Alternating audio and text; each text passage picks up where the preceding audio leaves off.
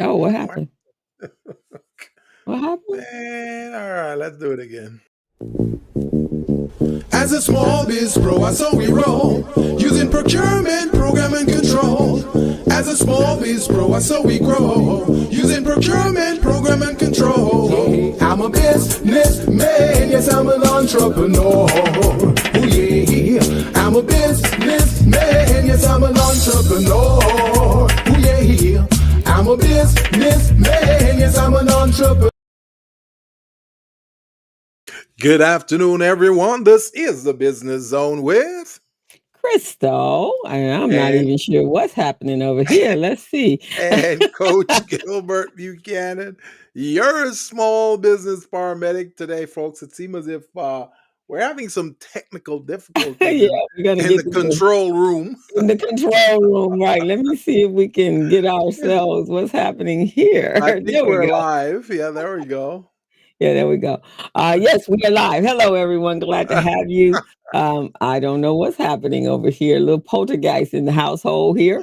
There I, we go. We're I, back. I think the devil is trying to intervene here. Mr. Devil, who raised you? Merry Christmas, everyone. This is our last show until January 3rd, I think. I think we're gonna do the first week of January. Yeah. Um and so next Wednesday is actually Christmas. And so we want Mm. everyone to have a wonderful and safe Christmas. Relax, take some time out for yourself, and be with your family so that you have all the energy you need to deal with 2025 because it's going to be a something else. So Fasten your seatbelts.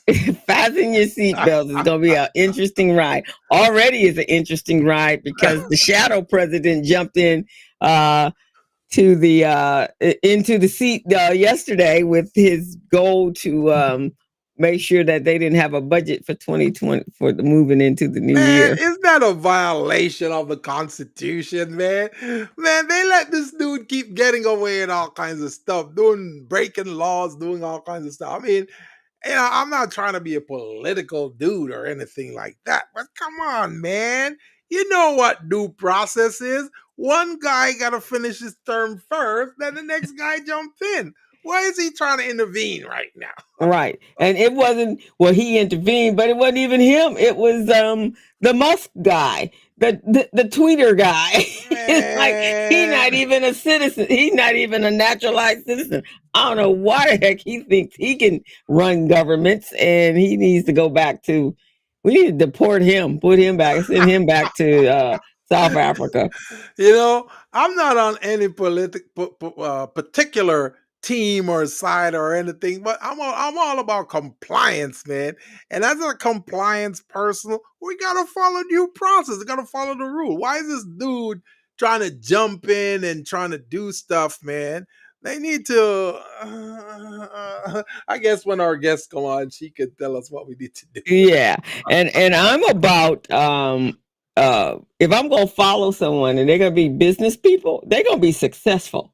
Now, if Hmm. this was Warren Buffett, then okay, all right, Warren, you do your stuff. You got my full undivided attention. If it Yeah. was Sir was it Richard Branson, another man, you got my full, but not anyone that comes in and bankrupts country companies and loses $44 million. How And am I don't supposed to pay follow you? subcontractors. And all your businesses you didn't create, somebody else created them and you just bought them. Come on now. I am not supposed to follow you. So that's what I'm about.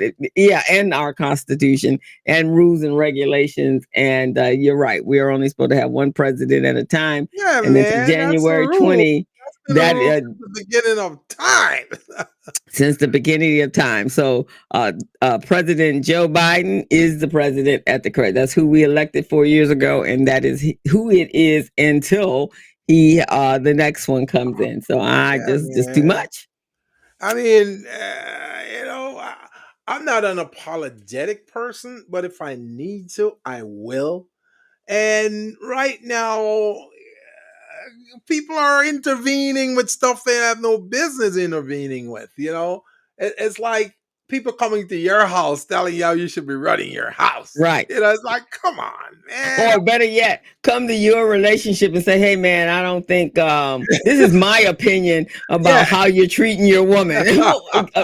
Or your man. What you Yeah. doing? It's my opinion, but I think this is what you should do.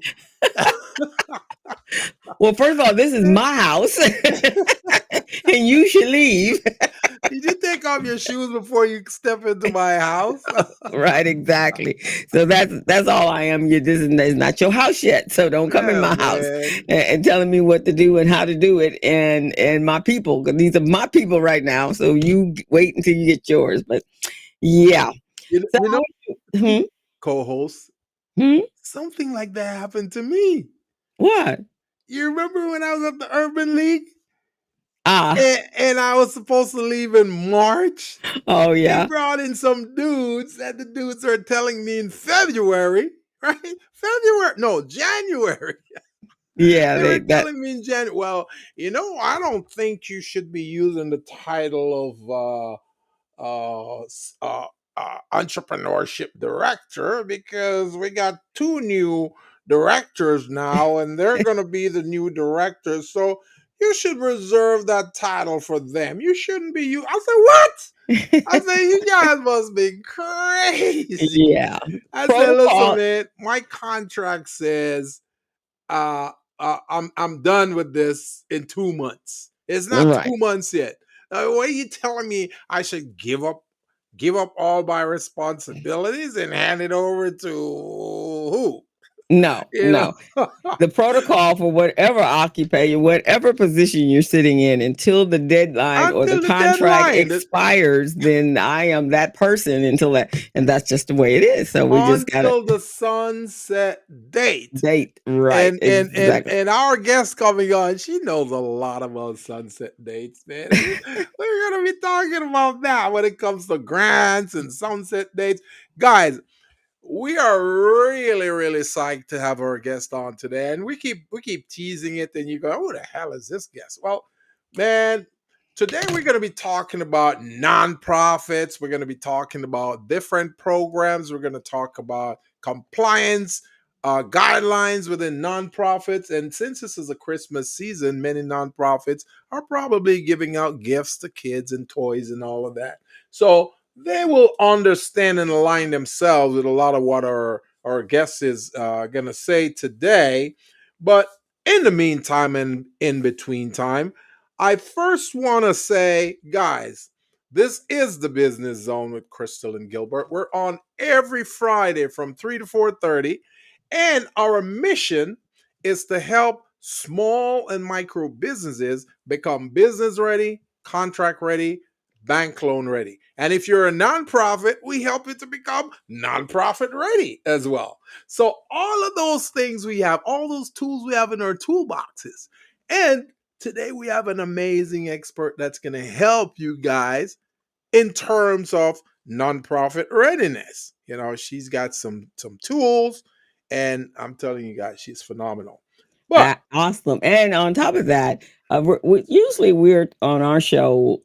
We have always spoken on, or a lot of the great deal of our time is spoke to businesses that are for profit. So, yes, and I think in the whole entire, even in the coaching practices that we all have, the tech assistance and coaching usually is directed at the entrepreneur and the small business owner. And so a lot of times the nonprofit organizations get kind of left out. And one of the biggest issues for them is they don't really the capacity building. They don't usually mm-hmm. get that. They're passionate about what they do or whoever they're supporting. And they're there for the people, right? That's what Right. nonprofits do. They're there to support a population of people that is targeted, their target market. But nonprofits are businesses. Oh And yeah. so, and they have to run like businesses, and they actually have to run more so than even a for-profit because they have those grantors that are overseeing them, A and they lot of want people to report to. a They have a lot of lot of people. bosses. They got a lot of bosses, and there's a lot of reporting. There's a lot of stuff that has to go on, and so for them to be a grant ready, they have to have everything, their compliance in place. So we're very honored and excited to have Amber Wynn on today to talk about it. And on top of that, she is going to be talking about how you can actually save some taxes or get your taxes reduced at the same time supporting those nonprofits in your community. And so we're in December. And so anything that needs to take place at this point that you're trying to save taxes on, got to happen before the 31st of December, that sunlight time. And so take notes, guys. Call in all your other nonprofit colleagues and make sure that they're sitting in and tuned in, because this is going to be a great time and a great conversation. I actually run a nonprofit myself, and I sit on the board of a nonprofit. And the board that I sit on, we received the Amity grant, which was a grant that is actually city run, is actually city sponsored. And so the compliance is beyond anything I've ever seen in the 15, 20 years that I've run recycling black dollars. This is, and even some of my clients that are nonprofit, this is on a whole level that I've never spoken to and had to be in a meeting every week with someone that provided a grant for us. I mean, like, wow. So co-hosts, tell me this, right? Because we're talking about how many bosses many of these nonprofits need to have, but they don't really understand what we're talking about. They're not talking the truth. Okay, so here is someone, and you've run many nonprofits. You've been involved in nonprofits. You've got multiple bosses when you're a nonprofit entity, right? The first and foremost one that you have is the sponsors, right? That's a boss. No. Let's scale it back down a little bit. Let's scale it closer to your you. board. The board, right? The board is the first boss you have. Then the second one is the sponsors, right? And then that one way up in the sky, the almighty one, is the IRS, right? Oh, he's in the sky. The IRS, the almighty one in the sky. You know, the movers and shakers of all people and things. So you got to report to that boss too, right? And the city and the state. I was just gonna say that. Yeah, the city, state, federal. The state you got to deal with. You got the city. You got those regulatory entities. You have strategic partners who they call stakeholders in your community or with a program. So there's so many bosses. So by the time you get done counting, you probably have 10 people you got to report to. And guess what? You may have to generate reports for all 10 of them. You may have to. When we're in a for-profit business, we may do maybe 2 reports, right, to 2 bosses.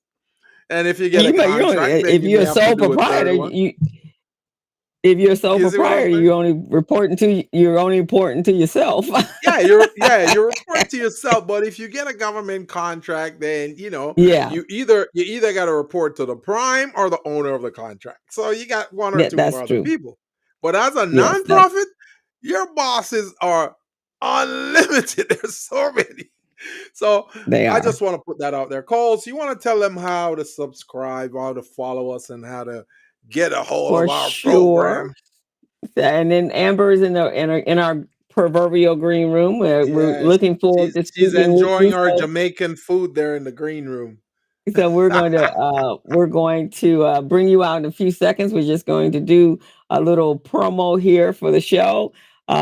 We want everyone to go over to subscribe to our YouTube channel. You can hit that QR code. We'd love for you to like us and to follow us on YouTube, Facebook, and LinkedIn. Go tell some friends. We got some amazing shows. We've been on the air for over 8 years, going into our 9th year in 2025. And So there's about 800 videos over there on our YouTube channel. So check them out and subscribe to us and follow us. We'd love to invite you to the Business Zone family. So, all And right.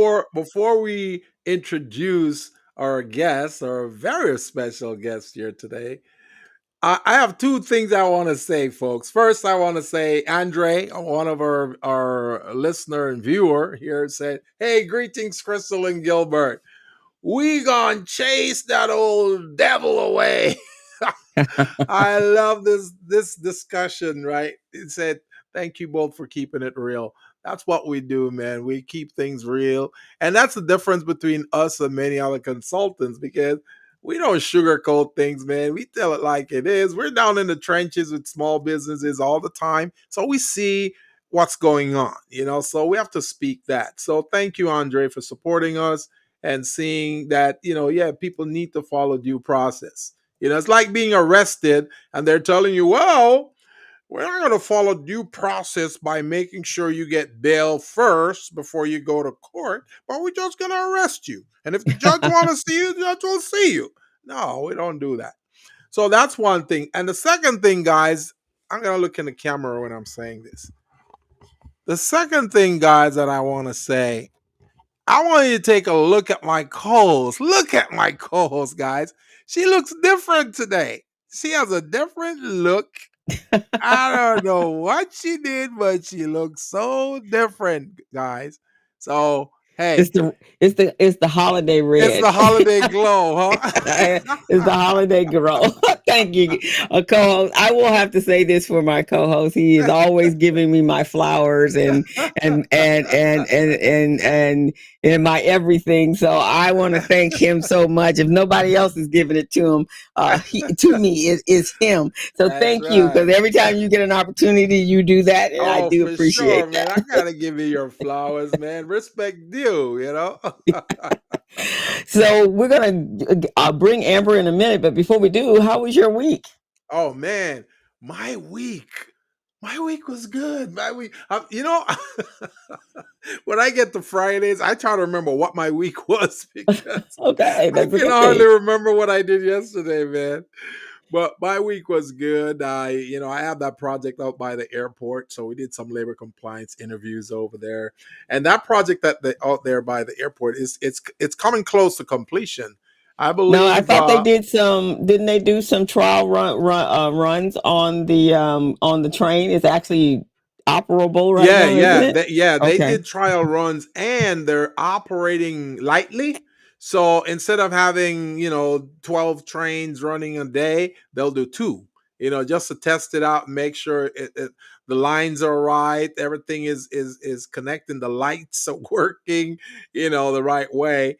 And many of the trips are from the airport to say Downey and places like those. So now if you live in Downey or any areas like those, you can catch a train to the airport now, That's and that's one of the awesome. beauty. And I remember when I was going to Vegas to do those classes every week.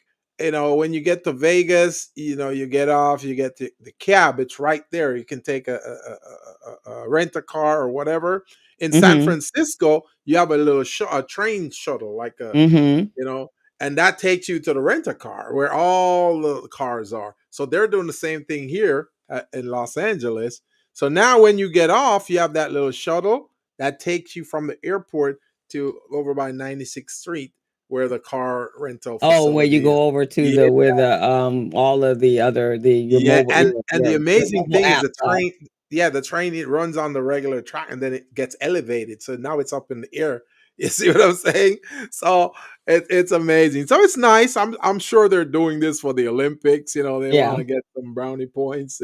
But it's a nice project that we're on. It's supposed to be ending in March. We're gonna be doing closeout and all of that. So that's good. I've got some pictures, so I'll send you some of those. Oh, that'd be awesome. Yeah, Oh yeah. I'm kind of excited. The last time I was at the airport, when I came back from Cairo, Yeah, Egypt in October, but I came back through DC and yeah. came in. So yeah, this is were being modernized. I believe New York also, Yeah. Continental, when it was Continental Airlines before Yeah.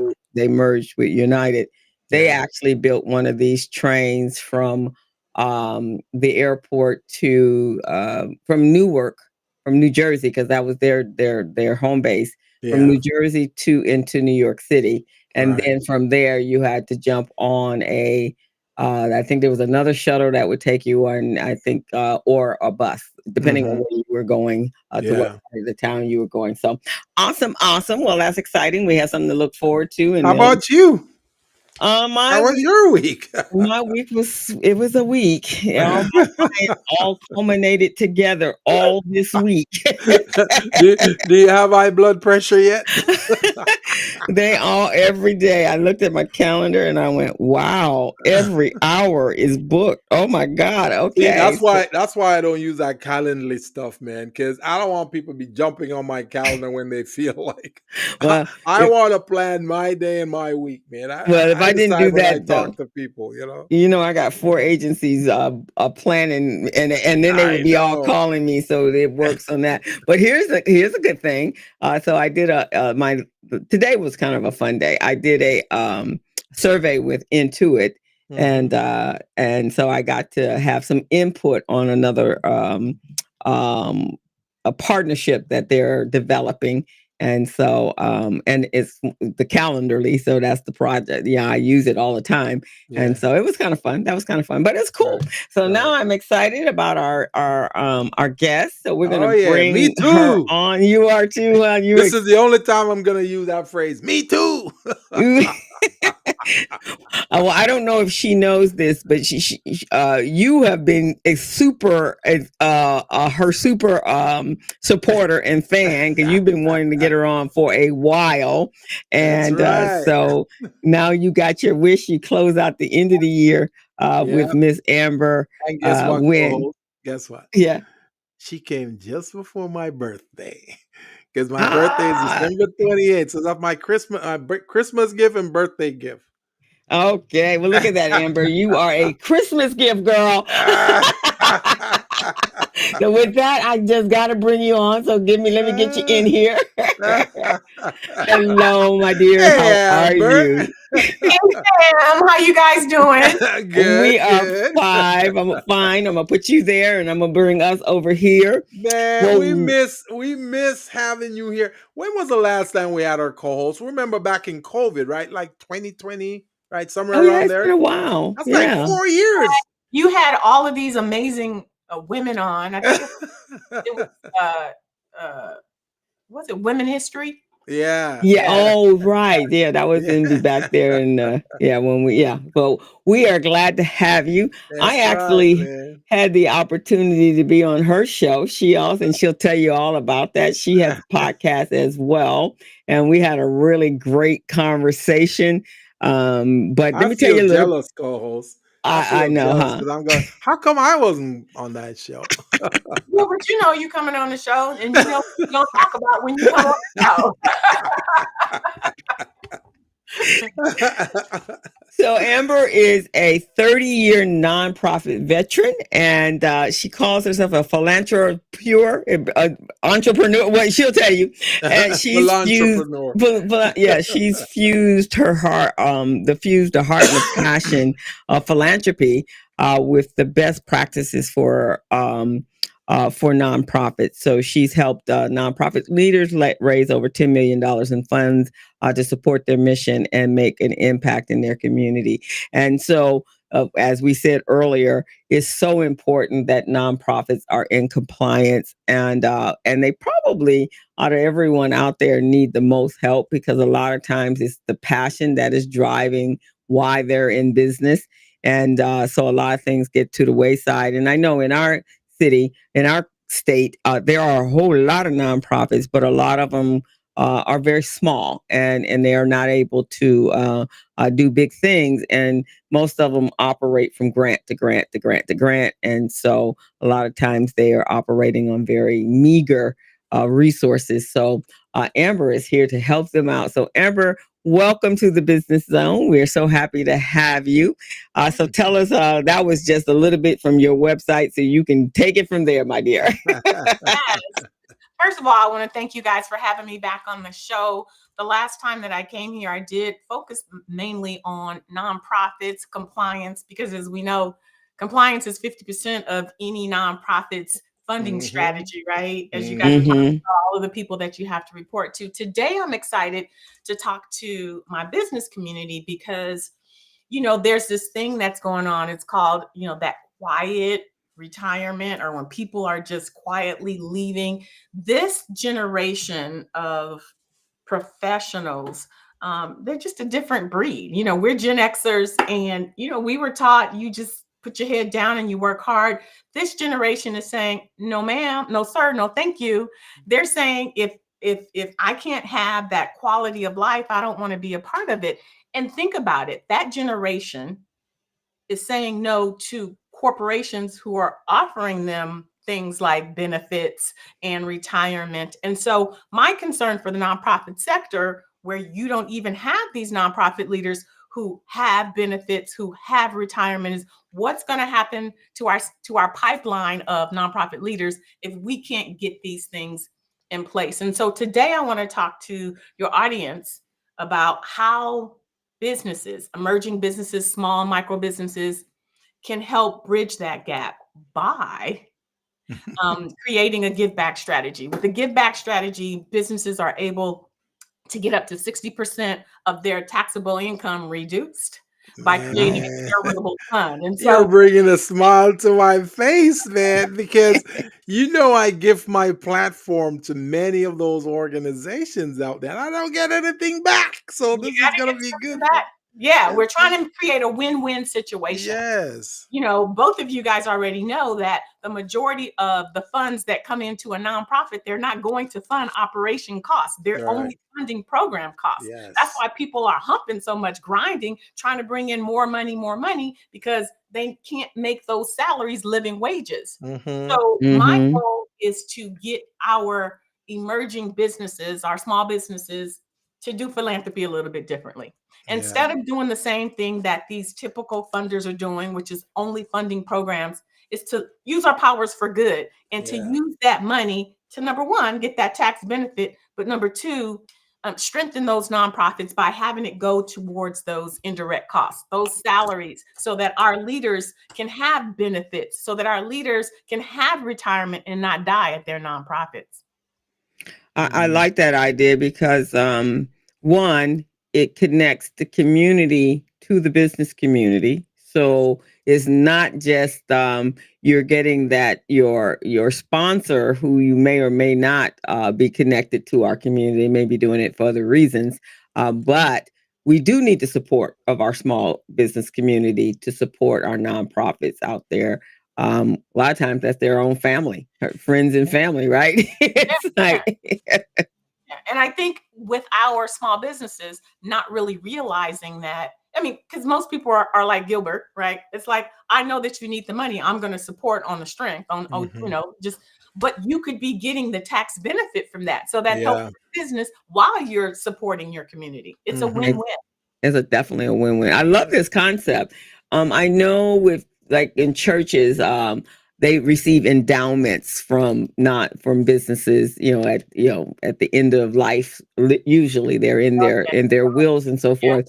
But the actually we got to embrace this whole new strategy here because that it definitely can pay the operating costs. Yeah. Right.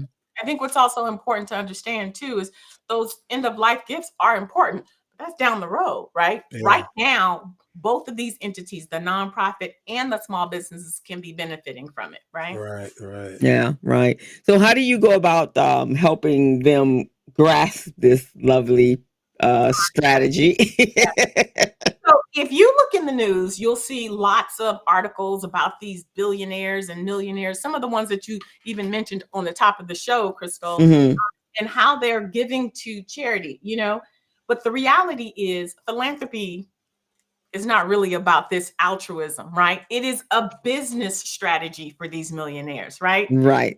They get to keep up to 60% of their taxable revenue in their portfolio, which is then going to make their, businesses stronger on the market and all of these things. Do they get to spend the money? No, but they're going to give it away anyway, and they get to get that tax revenue. I don't know about you, but my accountant says to me all the time, Amber, you need some more business expenses. And I'm like, how many bags of clothes can I take to the Salvation Army? I just can't. And how many tickets and how many dinners can I go to? So you don't get the same value as you would those donations that Gilbert's making, $1,000 here, $500. That's down your taxable, revenue. So the goal is to do what these wealthy corporations and individuals are doing. Set up a charitable trust. Don't start a nonprofit. We don't need another nonprofit. We don't. Number one, like what you guys were saying, there's so many entities that you have to report to, and you have to do so much work to run it because you're doing programs and services. So if you think about the money that you have to put into your nonprofit, just at a basic level, let's just say $250,000. We know in LA, $250,000 ain't nothing. That's still poverty. Let's just go with $250,000. So you've got this nonprofit that you have to fund, meaning you've got to fundraise to get that $250,000 because you got to pay your staff, you got to pay yourself, you've got the building, you've got the programs and services. How much more time is it going to take to make an impact in your community while you're trying to bring in that money? It's going to take time. Whereas if you establish a charitable trust, instead of fundraising, you set aside the $500 a quarter, right? And then you invest that money. The thing about a charitable trust, if you have a bad year, you don't have to donate. You can sit that money in that investment, let it grow, so that when you have that good year and your tax accountant says, hey, you're like, bet, we're going to use that now, and that's when we're going to give. So it is strategy as opposed to you being, bogged down with the whole business that is regulatory, where you have to pay people, pay taxes. With the charitable fund as a small business, you can make it work for you. So let me ask this question, Amber. So a small business like me, if I want to participate in the charitable trust, how do I have to structure my for-profit business so that I receive that benefit also? I can receive that 60% tax benefit. How do I structure? So your business is already structured. What you have to do is establish a donor-advised fund. That's it. And with the foundation or with the public charity, a 501c3, you got to go through submitting your 1023 and getting approved by the IRS, right, Crystal? Right. All that stuff. Yeah. Whereas with a donor advised fund, it's like setting up a like a DBA, account. Right? No, it's like setting up a bank account. You have a fund that you then fund, right? And you can have anybody to put in it. Your mama can put in it. Your cousin can put in it. They can add into the fund. And then you, with the click of a finger, can say, I want to donate that to this nonprofit. And here's the thing. As long as it's a 501c3 whose tax exempt status is still active, donate to any nonprofit you want. So you even have the flexibility of donating to whomever you want. Man. And as I said before, you don't have to donate every year. You do it when it's most beneficial for you. If you're going to only have $500 and you're like, let it earn some, savings and interest or whatever. And then next year I'm going to give away, $1,500 or whatever. You can do it. I like that. Man, so that means, I just got schooled today, co-host. so you literally, even let's say you have your favorite trainer, and everyone does, right? If you've had a parent that has dementia or Alzheimer's, you're giving. If you have yourself or family member that have had heart problems or cancer, American Cancer Society, or whatever that is, and that happens to be, or your local youth programs, which is what I usually, my money and time goes to donating to them, then you actually can have that set up. And then every month you you put money in it at the end of the year, Exactly. like your IRA Roth. Exactly. Like it's time to get that tax credit. It's time to make that donation. Man, this is good, man. This is good news. Yeah, it's excellent news. And again, when you make that donation, unlike traditional philanthropy, you can say, hey, nonprofit, I want to support you. How about this? How about I give $10,000 to your organization? You immediately get that 60% tax, benefit for that. But you say to that nonprofit, I'm going to give you $10,000 to fund rest. Wouldn't that be novel? Because as nonprofits, we don't get to rest. Why? Because we don't have vacation and sick time. But if I give you 10,000, let's just say you have 5 people on staff, you get to take a vacation for 1,000. You get to take a vacation for 1,000. You're funding a week of vacation, which then renews our people who's on the ground doing the work. If you know which fund you want to fund in your cause, I'm saying there's a smarter way to do it. But I'm saying for those people who are like, well, I want to give, but I don't know how to give. This is what I'm trying to encourage us as a sector to do. Let's get in. Let's support these people who are burnt out. The nonprofit sector has a 54% burnout rate, higher than any other sector. Why? Wow. Because we wear 17 hats, because we don't take vacations, because our community doesn't take vacations. When there's a need, that's when we show up. But what if, as the small business community, we funded rest? We funded retirement. Even if you give $1,000, right? You give $1,000, that's going to jumpstart some nonprofits so that then they can then retire instead of dying at their nonprofits. You guys, we can do this. Yes. And on top of that, here's the thing that I like about that.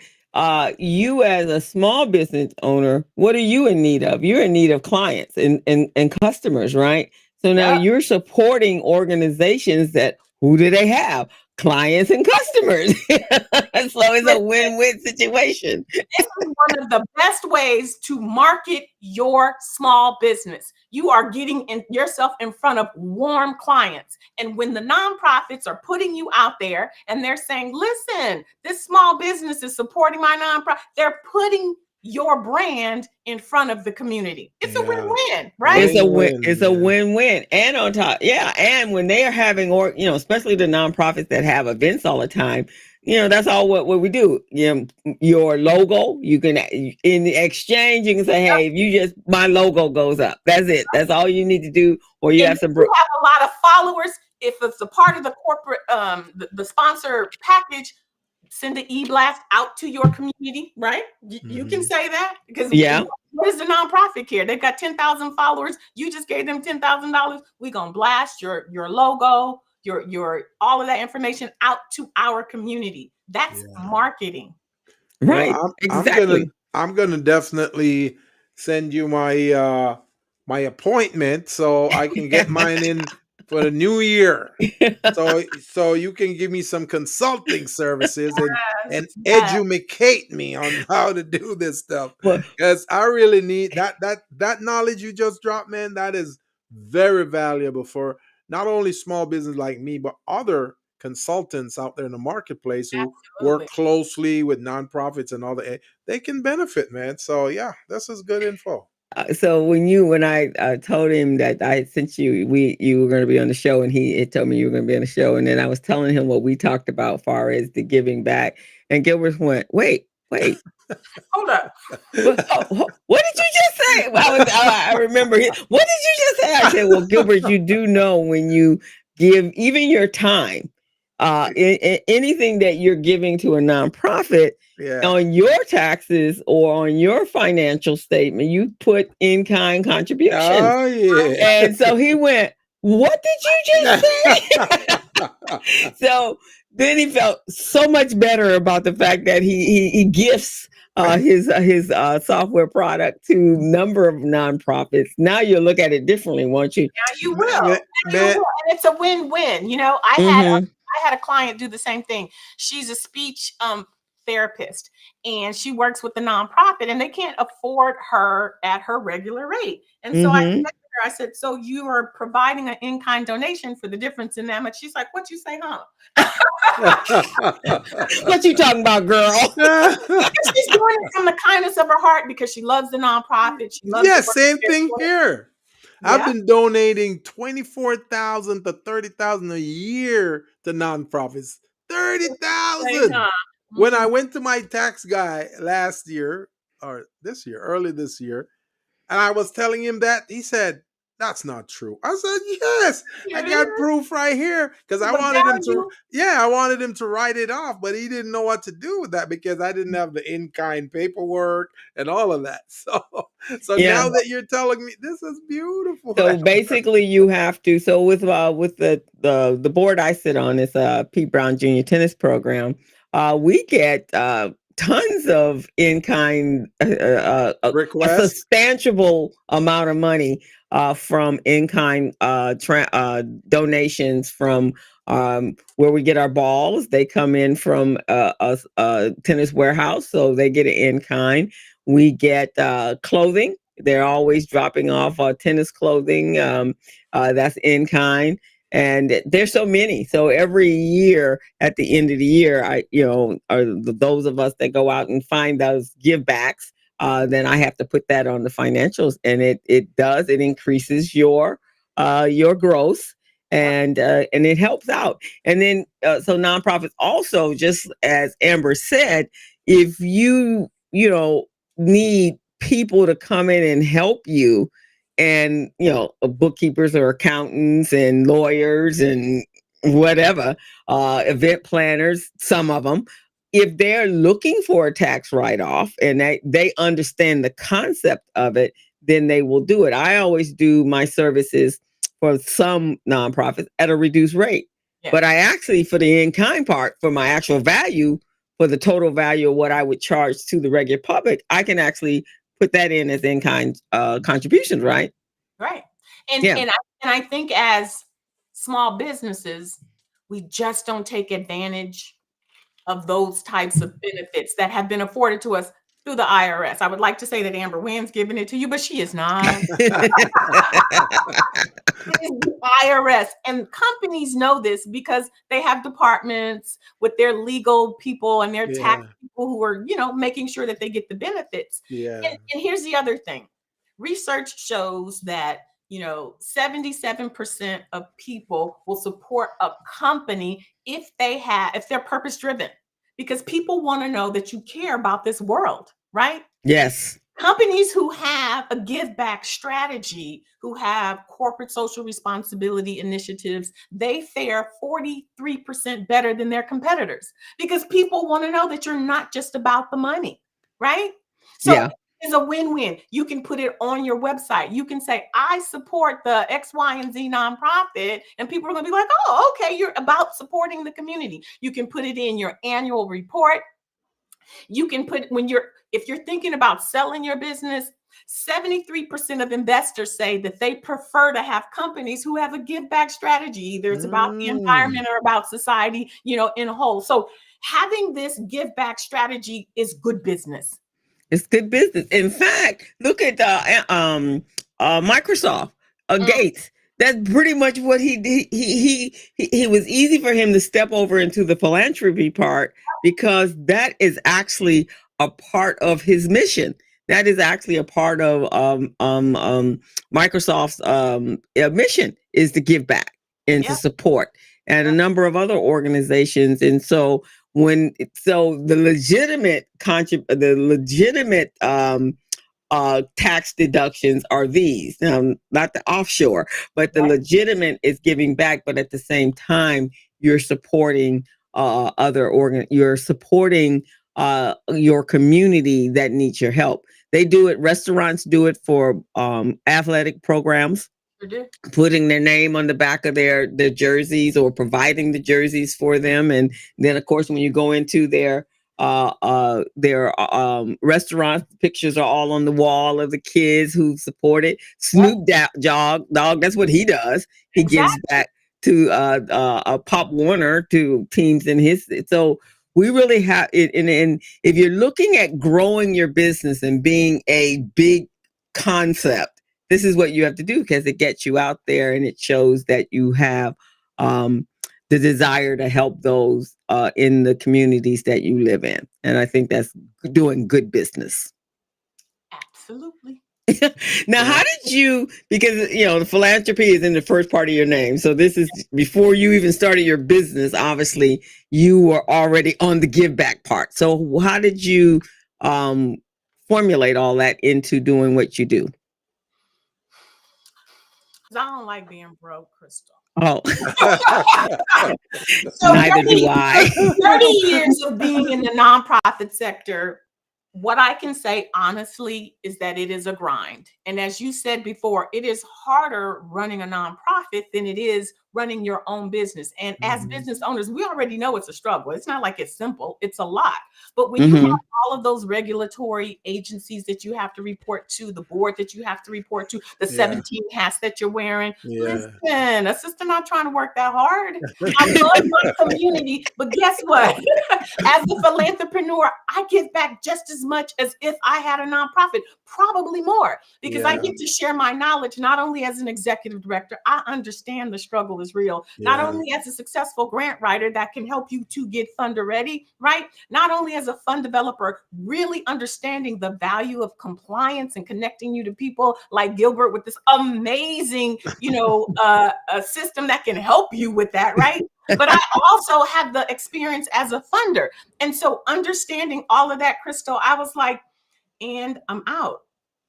And so I fuse my knowledge as a philanthrepreneur with the passion and the proven business practices. And as an entrepreneur, I kept saying to myself, why is it that as a business, we're not doing what these corporations are doing so that we can help strengthen our own businesses, right? Right. That's what I did. I was like, I'm going to do in the for-profit sector for small businesses what I've done for nonprofits, which is stand in that gap, right?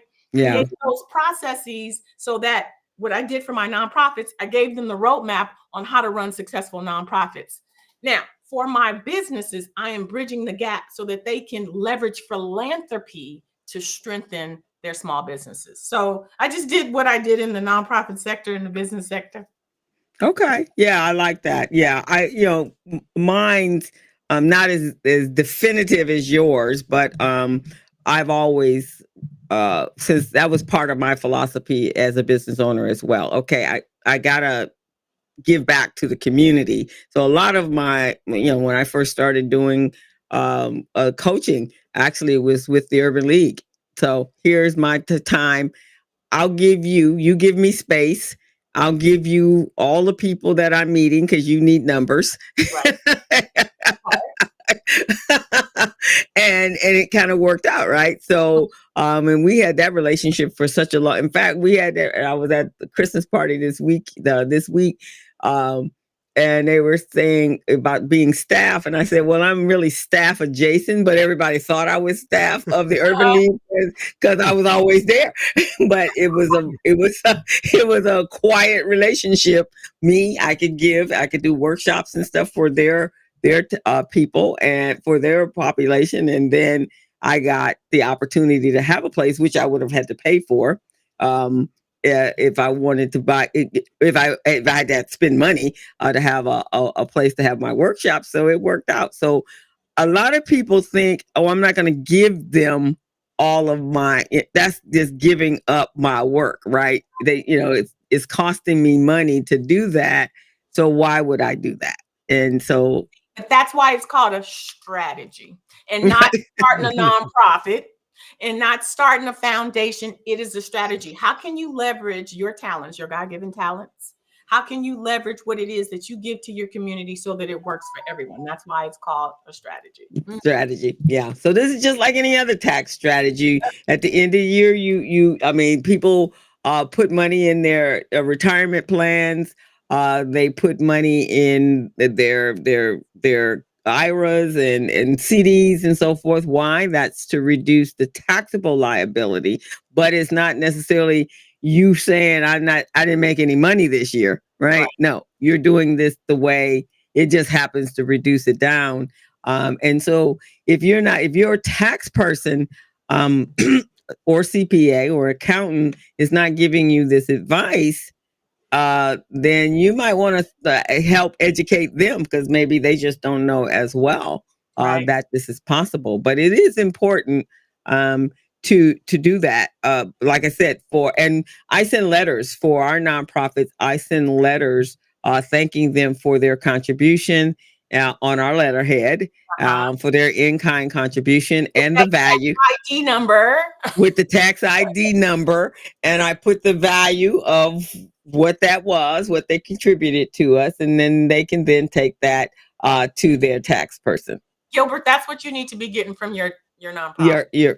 So from the acknowledgement letter, and on that donor acknowledgement letter, it says, Buchanan Enterprises Associates, and what's your title? Buchanan and Associates. There you go. And it's you have to determine what the value is for that donation, right? And then you get that tax ID number, and that's what you give to your accountant so that they can do that. I want to just encourage really quickly. It's a pet peeve of mine. For the nonprofits who always put their tax ID numbers on your website, please take those off. Why did they do that though? Because they think it adds validity to prove that they are they're a legitimate 501c3. There is an increase in fraud going on. That's true. Right, with people just having access to your tax ID number. And the other thing is, you want to entice businesses to support you, and it's that donor acknowledgement letter. When they get that tax ID number, that's what they're looking for. Anybody can go on your website and take your tax ID number and say that they donated to you. You wouldn't know. You would not know. So please record your tax ID numbers. Yes, it's public information. You can go to what's the name of GuideStar now, Crystal? They changed it. Is it Candid? Yeah, Candid somebody enough, but you can still Google GuideStar. But like my mama say, don't just hand over the purse, baby. No, don't hand the purse over. Let them have to fight hard for the purse. Right. And it's so interesting. I learned, I was mentioning to Gilbert as we were doing the opening of the show. So our tennis program actually got the amnesty grant. Do you have any clients that have the amnesty that were? I have 4. Girl.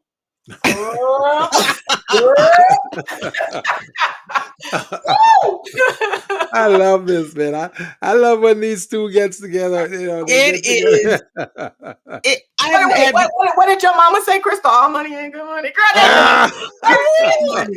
And this is so funny because those of us, everybody was applying for that grant, right? Everybody.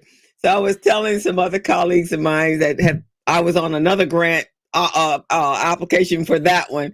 And when I told them after we got this one and got into the month 3, and I called her, I said, "Girl, you better be glad we didn't get this." And when you start off a statement, "Girl," I mean, not that we not loving what's happening, but oh my God, you got to do weekly hoops through hoops and some more hoops and some hoops. You have to, it's interesting because the weekly seminars are, they're set up because a lot of these individuals don't have it. They never did capital. They never did compliance. But those of you who know what you're doing, you're like, are you kidding me today? What? Right, exactly. And I'm like, okay. I mean, I went on one. It was about networking. Like, really? Okay, all right, I get it. But for us, they know we just happen to have the luxury of being an athletic program that is under the umbrella of the USTA, the United States Tennis Association. So years and years ago, when we first became an NJTL, what they did was we had to do capacity building on how to grow our tennis programs and so forth and so on. So we've already done this. So we're like leagues ahead of everybody else. And there must be over, Gilbert, 400 nonprofits received this grant. Wow. And on an average, 400 are on this weekly call. Oh, wow. Because it's mandatory. It's mandatory for that. It's mandatory for you to get your next segment of money. You have to make sure all of your, I mean, you literally have to have a budget. You have to follow the budget. You have to have accounting. You have to have a bookkeeper designated to run that grant. And so they've put, now on the flip side, if I were the funder, I would be looking at you saying, yep, because what's not going to happen is our agency is not going to be placed on that. Look back. We're going to make sure y'all doing your money right. But on the funder's perspective, they've made a concerted effort to give those nonprofits who historically didn't have access to that money. But as we know, those nonprofits don't have infrastructure. So they're making them create the infrastructure. But for those of you who already have it, it's very cumbersome. But for those who don't, not only is it like probably sticker shock, because they're like, wait, what? But I promise you that it's super taxing on them, because if you're in meetings every week, you're not delivering program. That's right. Right, exactly. But now, and on the other side of that, so like you said, so nonprofits should be crafting an ask letter to the business community, right? Or doing an outreach and a call to action as to this is how we can help each other. You can support our company and we can support you in helping you do this, because the one, and you're out there writing grants, so you know, grant writing and funding and sponsors have changed drastically. And so, and they're requiring so much more from the nonprofit, right? They want to see the milestones. They want to see goals and objectives. It's not about when they get their 501c3, these grants are going to come funding, just come pouring in. But the reality is the people who are giving this money, they're business people, right? They want to know, what is my return on the investment? This ain't free money.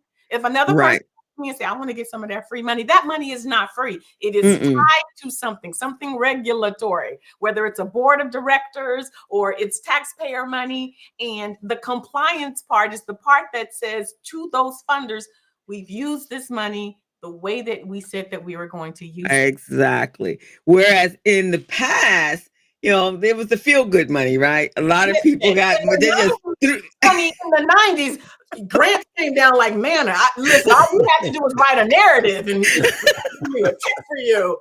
Now you have to have a case for support where you have data that documents that there is actually a need and that you're collaborating with other people in the community doing the same thing. It is a different game altogether. It's a different game. So when people come to you as a business coach and say, I'm going to start a nonprofit, like, whoa, I don't know. No, you don't.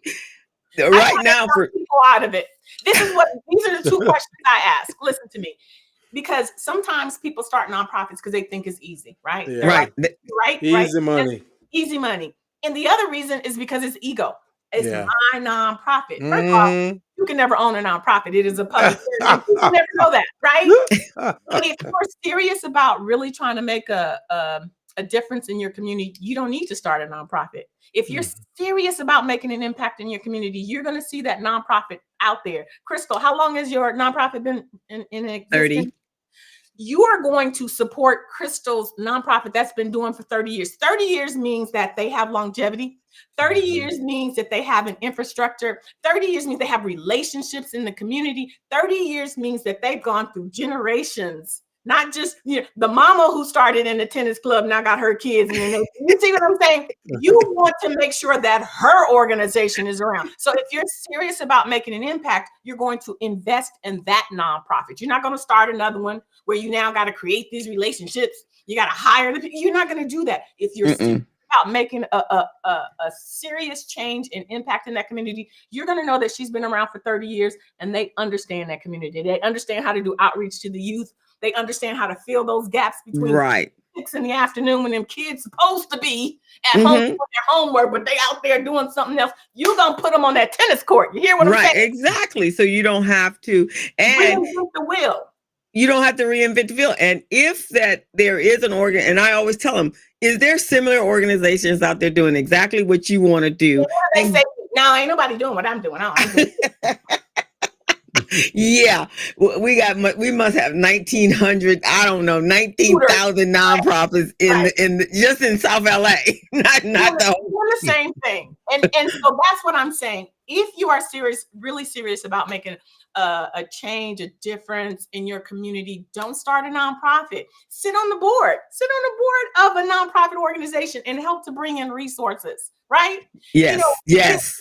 In a different way. If Crystal says, you know what would really help my organization is if we had a CRM, a client relations management system where they can keep track of the data, because that's right. The data is how they're going to get more grants, because they can prove their impact. Like, ask this nonprofit how you can support them.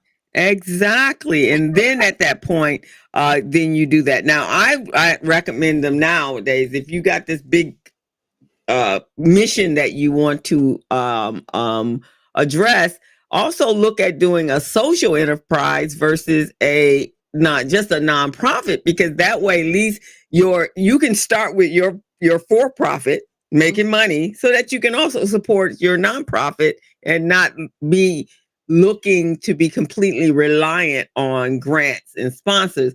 Because unless you're going multiple unless you're doing multiple year grants, then it's every year. You're diversifying your funding streams. People think that a nonprofit can survive off of grants. Your grants stream of revenue should only be 35%. It really should. People are trying to solely fund their organizations on grants, which is why they're struggling. So you need to diversify your funding stream. You need to have some unrestricted monies, right? Yeah. Different ways. Yeah. And if you're not prepared to have those multiple streams of revenue, then you should not be starting a nonprofit. Right, right. Okay. I like that too. So they really have to map out what it is you're trying to do versus just I'm going to do a nonprofit. Yeah. Because this it's a different game than it used to be. It's not. It's and the ones that support businesses, like outreaching to corporations like the editors, the utilities, they are looking for on their side, what are you giving me, right? And again, the warm and fuzzy is gone. People are saying, like, for their corporate sponsor packages, like I'll say to them, you need to diversify your funding streams. Well, what does that mean? I said, corporate sponsors. Oh, we tried that didn't work. I said, let me see your corporate sponsorship pack. Their benefit, guys, is we're going to give a shout out from the stage. That's not a benefit. It's not a marketing benefit. So really understanding what it is that a corporation would consider beneficial so that they would feel comfortable with giving you money. This is their marketing money that they're investing into your organization. So how are you going to get them in front of their target audience? How are you going to get them visibility? What can they then say in their annual report that, being a part of this event or program has benefited them? So when someone comes to you, how do you get your client referral, or do they come to you on their own independently? Yeah. Yes. It's by being on podcasts like this, and people hearing what I say, and they're like, "Oh." The marketing thing. The marketing. And it's mostly my successful clients. Like, people will say, oh my gosh, I remember when girl, listen, you need to go to Amber, because after a year, she got my house in order, my infrastructure. So it's usually a lot of referrals from my successful clients who've gone. And do you have like an assessment when they come in and then they have to do some homework when they sit down, like you're just saying, what is your goals and your missions, not for the organization, for the people, but for them. So if we're talking about nonprofits, I have a whole vetting, process. Okay. Like, people say, they'll come to me, usually 99% of the time, they'll say, hey, Amber, I need a grant. No, you don't. You need to get your house in order. Walking around talking about Bright Horizons at Gmail. You're not a business, right? So I talk to them and I tell them the reason why you haven't been able to get funded is because you don't look like a viable nonprofit. Here are some things you're going to have to have a real budget, a funder ready budget, right? You got to have some measurable goals and objectives. And if they're willing to do the work to get their house in order, then they will qualify for grants. But if they just want to do a quick fix, then I'm not the consultant for them. For my businesses, if they're interested in creating a give back strategy, and they're willing to invest, I will set up the whole infrastructure so that on your website, they will click and they'll be like, okay, here are our guidelines. Here are the FAQs. Here's the application. Here's what we fund. This is how much we fund. I set all of that up for 1/10 of the cost of setting up a foundation, which, as we already talked, is about $250,000. So I do what I wish people would do for me. I just set it up so where you can just step in and just start making. Okay. Yeah. Okay. Because most nonprofits don't have all of the FAQs and all that. They just got the mission and some pictures. Some pictures. Wait, and then the pictures are pictures of holding up a certificate. They're not pictures that are describing what type of work that they're doing. It's just holding up certificates, right? And then many of the times when many small nonprofits come to the table looking for money, they're going, well, we're the only ones who do this kind of service. There's nobody else out there that does that. And then you just press one button on your computer and Google. You see like 25 or more of them out there. Google. Yeah. When I say a nonprofit is a business, it's just a business with a philanthropic purpose. Right. And for those of us who've started businesses, one of the first things that they make us do is to look and see who our competitors are. Yeah, right? Exactly. You got to do the same thing as a nonprofit. Yeah. This is what I say. You can determine if your nonprofit is going to be profitable. If you do a Google search and see, if you want to, let's just say your sports program, and you put sports program and you put the zip code, and you can determine how many of your competitors in the same area. If it is a saturated area, there's a likelihood that you're not going to be fundable because these people have been around for 30 years. So they've got a lock on that money. It's not to say that you shouldn't start a sports program. You just shouldn't start it in Crystal's program's area. Probably not. Your competitor. But people don't think like that. They don't think like a business, and they don't think that a nonprofit is a business. But it will impact your ability to, because listen, the people who have been funding Crystal's program are happy with her. She knows how to produce measurable outcomes and she's, in terms of her compliance, she's giving the report. Like, you know what I mean? So you're going to be stepping into an arena where you're competing against established nonprofits. Exactly. And you're able to deliver that just like you do a business in a pitch type of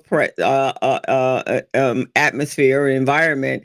And it's hitting all of the right buttons, all of them. Check, check, check, check. Oh, wow. You guys got it going on. And sometimes I know with a lot of nonprofits, and even ours in the very beginning, most people are donating and volunteering their time, but you're reaching out to people who have certain skill sets that can help you. And then you, the business owner, if you have certain skill sets, like when I first encountered, I love tennis, but when I first met the director, I was at the park playing tennis, and I was looking, going, "Oh, this is a good program." But I also saw, as I was over the month or so that I was there, that there was the continuity, or the children returning seemed to be a little loosey goosey, and a little loosey goosey. And I went, And then I could see that it was only a couple of people. There was some they had coaches, which the director and the person that helped them do this, they were paying out of their pocket for the coaches. They're like, what happened to, guys don't believe in grant money? Right. And one of them didn't. And so I was like, well, you can't grow your program. And this is what the messaging is here, just like a small business. Yeah. If you have meager resources, you cannot meet the need of the pocket. You're going to have meager impact. So you got to be able to grow, scale, and phases, but you got to be able to recruit in. And a lot of times it's before you make enough money or have enough money for grants in order to pay them. So you make it you make it interesting for them to want to help. So I had skills, and I was like, okay, here, I have some skills that can really help. I can do the books for you. I can do this. I can do this. I make flyers. I can do all of that sort of stuff to kind of spruce up the outside and then and start to make the inside more cohesive. And so that's how I kind of got started with the nonprofit I was doing that I work with, because I believe in kids. And so any program out there that's providing resources and services for the young people, I'm going to give my time. And then we'll work out whether or not there's some compensation down the line. But that's not my first thought. My first thought is this is serving, and their passion is there, their energy is there. I see that the potential is there. So we just need a little help. So eventually they invited me to be on the board. And since that time, we have established an incredible board. We've done some major things in the community. Even with the park, we don't own the park. The city owns the park, right? So one of the things, we actually utilize some of our resources to get the courts repaved and redone. So now we're in the park is kind of vested in us. It's like $250,000 for all that to happen. So we went out. Do you know how that happened, Crystal? And I say this to people all the time. The IRS has given the board of directors for a nonprofit the fiduciary responsibility of fundraising for a nonprofit. The only way that you're going to get that type of change is by having professional quality board members. Right. Yeah. It's going to be a challenge for Mookie Pookie and Sheikah and them to bring in that. Mookie Pookie and Sheikah and them, they love you and they're going to help you start your nonprofit. But there has to be a time when you start to rotate the people off, your cousins and your classmates and people who can help bring in resources. Somebody put in a call, somebody wrote that grant, somebody said, "Oh, I know how," and that's not going to be the people who love you. Interview. That's right. No, it's not going to be the people that are just hanging out there. And the other smart move we made was we actually hired our fundraiser. And that's his whole job. Yep. And we also, before we did that, though, we sent him to the Grantsmanship Center to learn how to write a grant. And so he's very successful at it. And so when I'm talking to people and they're like, "Oh, how did you get the Foot Locker grant? How did you get this? How did you?" Because we sent our grant writer to get the education and the credentials and the knowledge and the know-how. There is a formula for writing successful grants. There is a formula. People don't understand that. People will just start writing anything. And having been on the funder side, I need you to understand that there is a yes pile and there is a no pile. There's not even a maybe, because there's always more applications than there is money, right? And so if you don't know how to write a professional grant, it's going to go in the no pile. It is my job as a program officer to eliminate as many applications as possible. So that's why it's important for your grant writer. It's not like, "Oh, well, she's a good writer." You need to understand what it is that you're trying to accomplish when you're writing that grant. So having trained individuals to write those grants is extremely important. Exactly. So I hope you guys are taking notes to this, because everybody's like, "I need a grant writer." Yeah, you have time. You don't even know what you need because you don't know what to ask them, and you don't know how to validate whether they have the skill set or not. Or if they're scamming you. I can't tell how many people say, "Amber, I wish I could go through your Nonprofit Mastery Academy, but I done got 3 times by 3 different grant writers," because you're not ready, because you don't have the infrastructure. Grant writers love me, because when my nonprofit leaders go through the Nonprofit Mastery Academy, they are ready for a grant writer. They are ready for a coach. They are ready for the nonprofit consultants, because they got their house in order. I stopped writing grants because, girl, by the time I started getting their house together, I made $2 because I knew that grant wouldn't get funded because the house is in order. They didn't have any measurable goals and objectives, so I would create those. They didn't have a good budget, but by the time I got that infrastructure together and it was ready to be written, I didn't have money. So I was like, you know what? Let's stop writing the grants and let's start focusing on getting these nonprofits, funded. Yeah, that's so important. So tell us about let me go to your site here. So for those nonprofits that are listening out here, so tell us about that, and what does that, how do they sign up? Do they have to have some criterias before they even get to you, or they have to put some of their house in order before they get to you?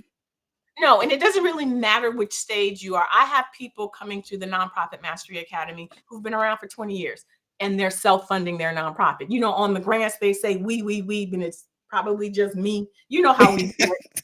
Yeah.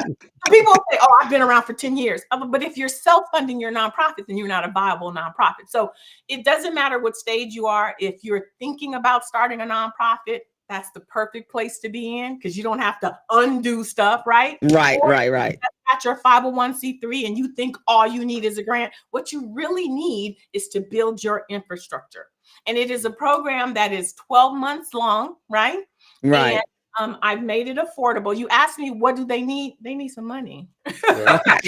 To pay for the course, but I have made it affordable, right? Okay.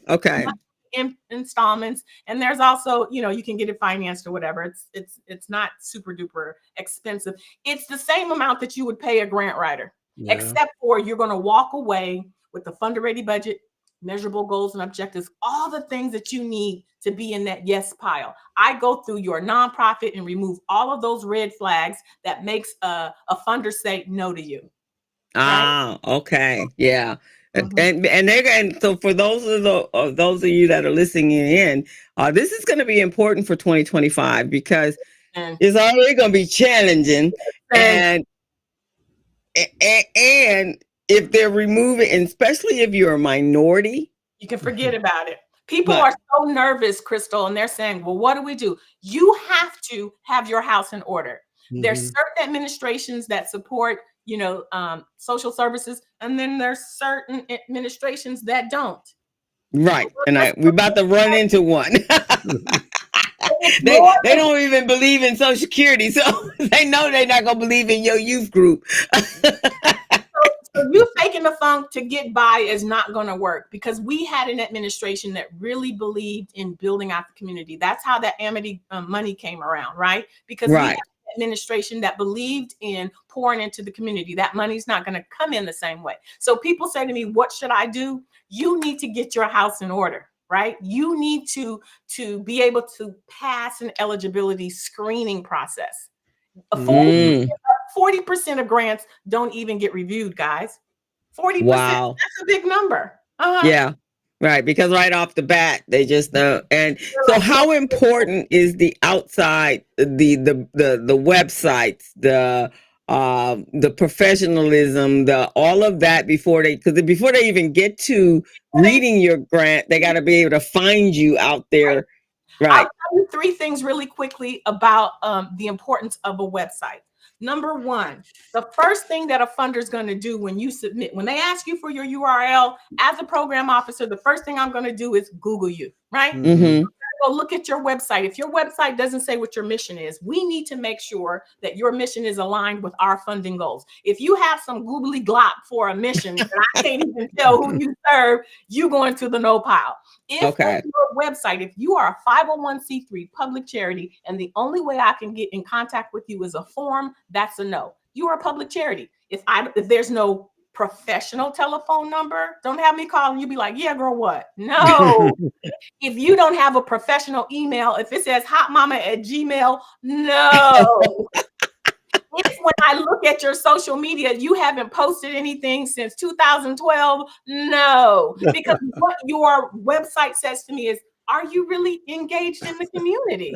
Right? Right. So the website is the first impression in this day and age in particular, right? That a funder has of your organization. And that's one of the things that we go through in depth in the Nonprofit Mastery Academy. We make sure that your outward facing self says that you are a bona fide nonprofit. And how important is having the prefix, not the prefix, the .org versus a .com? It's so important, because listen to me. If you are a mechanic and you say that you specialize in catalytic converters and you spell catalytic wrong, as a consumer, am I going to trust you? That's what Mm. you say you do. So if you have a .com stands for company. .org stands for nonprofit organization. Right. So Okay. if you don't even know that, what else don't you know? It's the same thing when a nonprofit has, president / executive director, president / CEO. It is, according to the IRS, not Amber Wynn, it is the responsibility of the board to hire and fire the executive director. So if you are the executive director and president, you're going to fire yourself? Right. So that's because that would be the board. Yes, it's those little bitty things. But people say, oh, I get grants all the time. Crystal, Gilbert, they're getting $5,000, $10,000. That's like a foundation giving out $20. Yeah. They have Right. discretionary money so that they can check that that box for the government saying that they're giving out money to our community. Right. But when we talk about those sustainable grants, like you were saying, those multiple years, those 6 figures, if you can't qualify, that's when you start to get scrutinized. That's when they start looking at the .coms and the titles. When they get into those 6 figures, when the compliance is important, you can get those small grants, but those small grants are not sustainable. Right. No, because you're always chasing after. Always chasing it. You're always chasing. $5,000 is like that $20 in your pocket. As soon as you break it, it's gone. Right. And you're also, you have to do those events, dinners and all that sort of stuff, because you got to figure out, something that is a little bit more tangible. They can come to the dinner and eat some chicken. And there was a time that, and I want to say this was before the pandemic, where they weren't even wanting to do that anymore. Now it seems like we've shifted back there. Have you noticed that? At one point, no, we're not funding. What else to do, right? So they're just trying to figure it out. Okay. And even the corporate funders, they had said no more of this. No, this is like when they were just at the beginning of milestones and really tracking that you were doing what you said you were going to do. And then I guess somewhere around the pandemic, they shifted it and said, okay, if you're going to have a dinner, because they even started funding virtual dinners, virtual conferences and stuff like that. Interesting. Like you said, Crystal, it's changed. And so the question is, well, how do we survive, right? Right. In the Nonprofit Mastery Academy, one of the things that you learn in Module 8 is how to diversify your funding stream.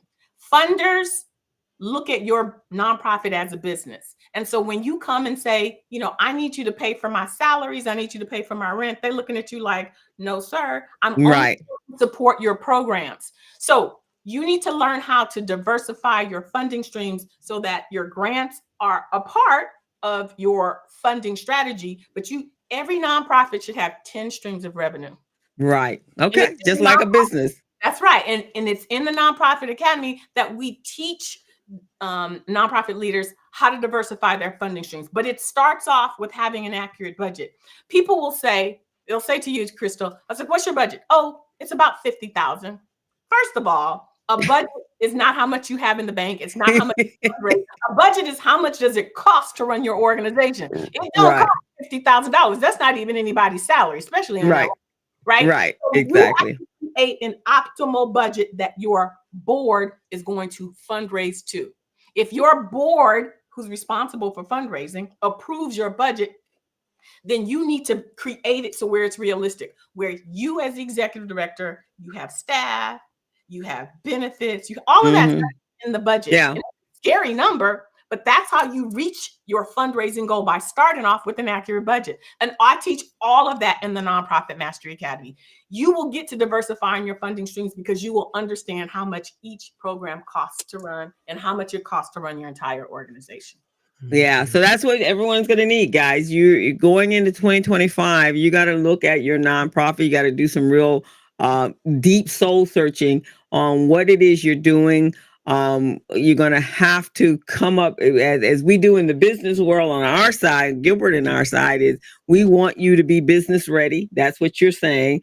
You want to be bank loan ready, because even nonprofits can be bank loan ready, especially if you have collateral and things of that nature, and you have a good board, a talented professional board members. And and then the other thing is, even so, we do contract readiness from business to business, but as a nonprofit, your contract may be with the city of Los Angeles, or it may be with the county, or it may be with Parks and Recs, or whoever you are serving. That would be a contract or a partnership agreement or MOU that would say this is a good relationship. There's going to be some synergy between the both of us, and we can do what we need to do from a philanthropy side. You can do what you do to serve the community. And so business ready, contract ready, bank loan ready is the same principle for nonprofits.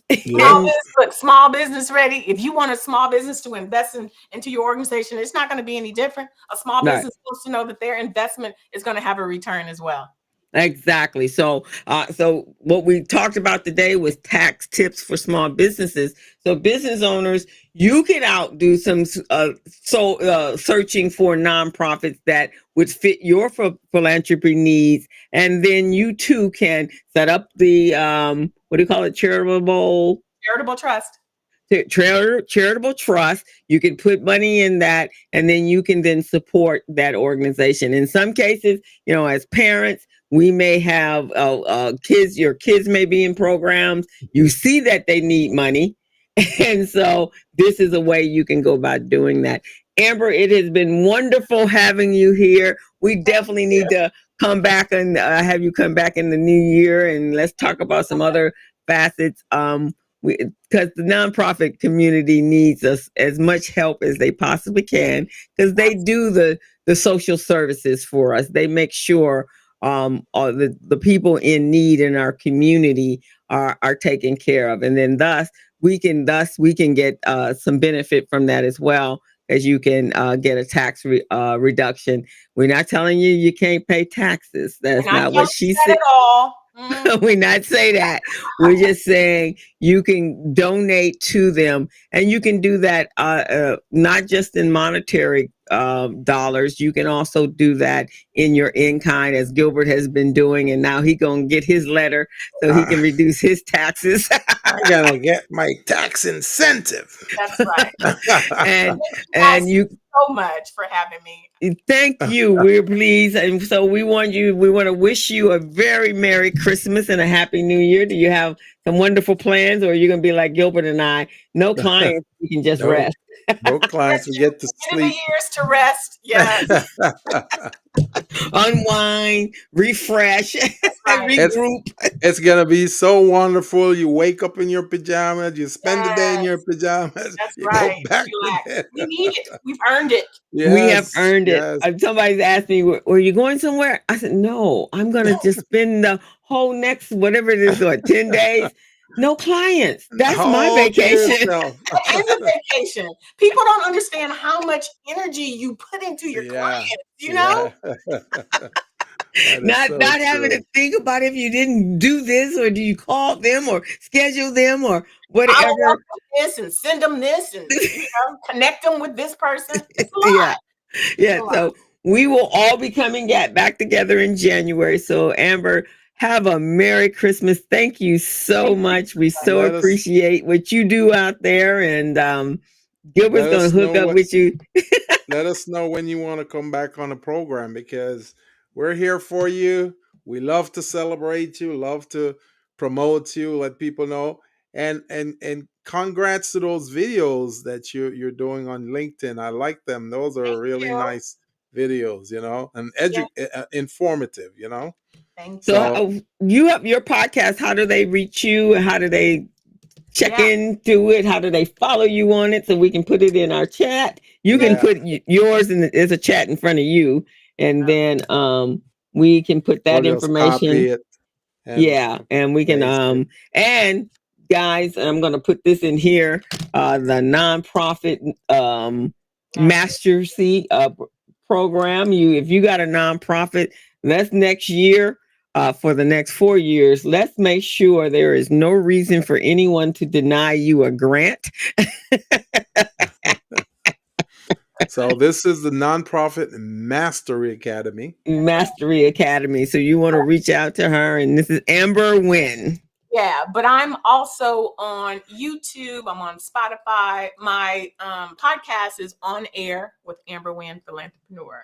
So Okay. Mm-mm. And they can find you on air, right? Yep, With Amber Wynn. that's right. And then you can find her. So then you can get some of these little nuggets and from her site, so you know who she is. And then I say schedule some time and for Christmas have people donate you the money in order to take the class. There you go. Invest in your organization so you can triple your revenue. I'm with it, Crystal. Yes. Hey, So Tiana.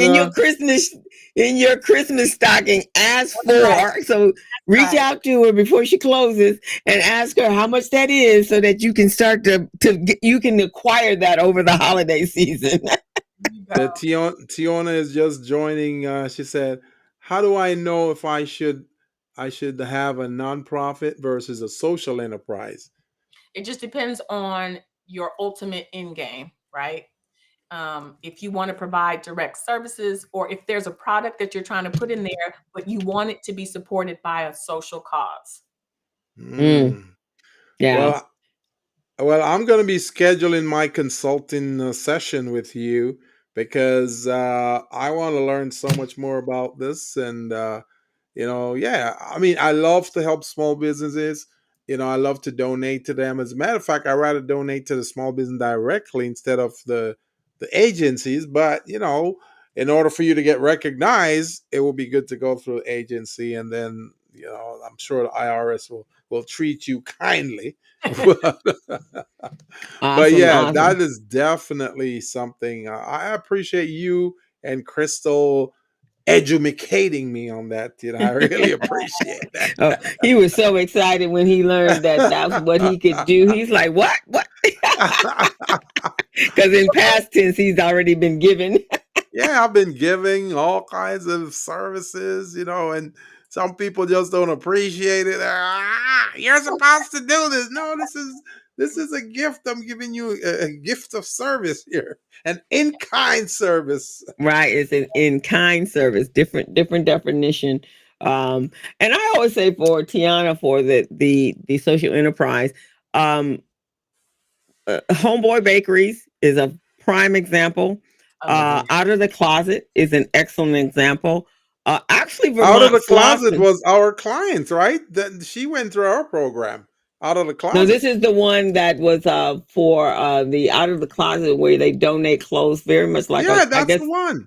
Yeah. She's been in our program. Oh, At Vermont Slauson. At Vermont Slauson? Yeah. So Out of the Closet, I guess the Goodwill would have been as well, right? Because they have the Goodwill stores, and Vermont Slauson, actually, because they have rental property and they rent out. And that is a social, because what happens is you have money generating those 10 revenue streams, as you said, that is coming back in, that you're not completely reliant on sponsors at all. I mean, grants at all. If you're going to go for a grant, you're going to go for something big, because now you have your budgets and your profit margins on what the for-profit has done, and then you turn around and you're servicing other people, so they can see that there's cohesiveness between the for-profit and the nonprofit. So those are, Tiana, some of the ones that I know of. I'm sure that Amber can give you even more, and if you're taking her course, you can actually find out exactly how to structure yourself properly, so that you are in compliance, because there's a legal side on both sides. Big legal side. Don't play around with that. You really yeah. Now, so the county of Los Angeles, they have a B Enterprise program. Are you familiar with that? Yeah. How is that different from the social enterprise and nonprofit? Because I know it's a combination of for nonprofit and for-profit. So tell us a little about that, if you may. It's not my program. I don't know. I just Oh. know that I know that that they bring in subject matter experts that helps to set you up properly and Right. train you, because there are a lot of tax implications. If you make Mm-hmm. a mistake, like you can get your, your whole organization rescinded or whatever. So, Yeah. people are trying to set up these social enterprises. Mm-hmm. I would say fine if you have people like Gilbert and Crystal who have that high level of expertise in your space. Don't Yes. just set it up because you say, oh, okay, I want to. It requires a lot of legal knowledge, tax knowledge. Yes. Yes. Yeah. And so not only your business needs to be business ready, but the nonprofit definitely, because they're working hand in hand, And and in a bigger mission generally.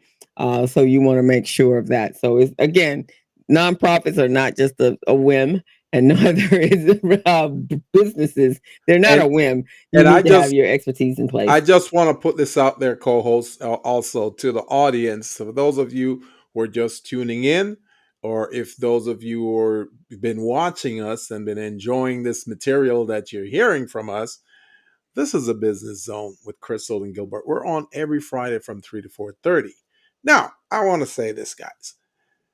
Crystal and I, we've been experiencing a lot of clients coming in just because they met with their favorite consultant, Pookie or Yo-Yo on the corner, hello. who we call them street corner consultants because they have no Yes. expertise in these types of things. None in nonprofit, none in legal entities, nothing like that. But they're coming in like they're experts, telling you what to do. Oh no, this is how it runs. You got to do it this way. No, All you have to do.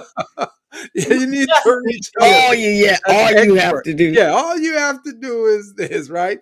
And the thing is, folks, many of you are listening to Pookie and Yo-Yo. So you don't need to be doing that in 2025. You hear me?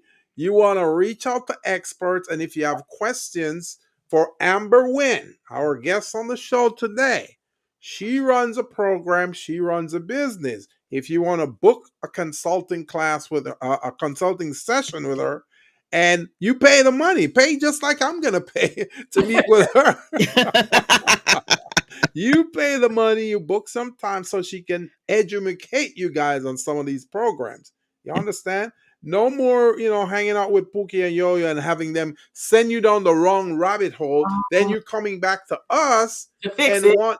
wanting us to fix it, and then don't even want to pay for the service. Exactly. So It's done right by professionals who can help you to scale your organization, right? When people, they say it, who's they? Who is that? yeah, who is that? They said I can, as a founder, I don't know. They don't know what they're talking about. Make sure that you are getting good, solid information from qualified professionals who's going to lead you right, so that you don't have to worry about being in trouble and compliance. You know that when Crystal and Gilbert sets up your business, it's done right. That's Right, right. That's exactly. right. So Now, it's not Pookie and Ray Ray. Tiona Johnson said she just have a problem in having board members, and I Well, get you, Tiona, because you dream up this agency. You've been thinking about it for years, and then you decide to launch. But that's the nature of the game. That you gotta have a board to run your not. It's a state law. We right. didn't just make that up. That's a state law. IRS did So it. The Yeah. IRS did it. So you the do. So, IRS.